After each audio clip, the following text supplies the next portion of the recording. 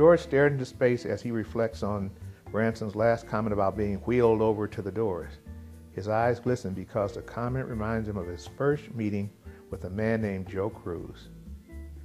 It started at Club Primo, a now defunct private club in Beverly Hills, where the influential and those who thought they were influential met to dine, drink, dance, and do other things. The club was selective about who they allowed in, and George was one of its few African-American members. Lots of black guests, few black members. His date that evening was a stunning and brilliant CPA of Asian ancestry, Christina Yamamoto. Her mind matched her bearing. Both of them were fine and regal. The club policy was that dining members receive reserved tables in the club. George requested his favorite table, a table for four with a view of the dance floor and the front door. After they were seated in the club, George orders a pair of drinks. George ordered a snifter of cognac, Martell Cordon Bleu, for himself, while Christina ordered gin and tonic, to which George suggested a slight modification. What about Tanqueray, tonic, a splash of Rose's lime juice, and a wedge of lime? Trusting his taste, she agreed. She tasted, she liked. The club was exceptionally busy that evening, and as usual, members with the space at their table would share with others. This evening, he would share more than space. George would share an experience. The experience started with a male voice that politely asked if he could share their table.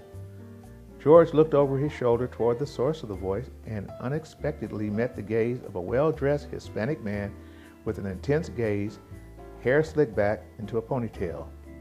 The eye-to-eye contact was unexpected because rather than having to look up from his seat, George looked straight into the man's eyes. He was in another chair, a wheelchair. A fine kid leather-covered hand extended by the wheelchair's occupant, Joseph Cruz, broke their momentary stare. George introduced himself and his date and moved one of the empty chairs as Mr. Cruz wheeled himself into a comfortable position. Based on his clothing and accessories, Mr. Cruz was obviously a man of taste and means. Respecting another club custom, George, without hesitation or word, ordered drinks for the group with a simple gesture to one of the ever-attending waiters. Joseph acknowledged the cocktail courtesy with a slight nod of his head. Christina just watched and wondered. The threesome shared drinks and small talk when the DJ started to rock the room with upbeat dance tunes. Mr. Cruz turned to Christina and asked her to dance. Christina hesitated with a glance and a smile toward George, and he nodded yes. For the next 3 minutes plus, the pair were a sight to behold.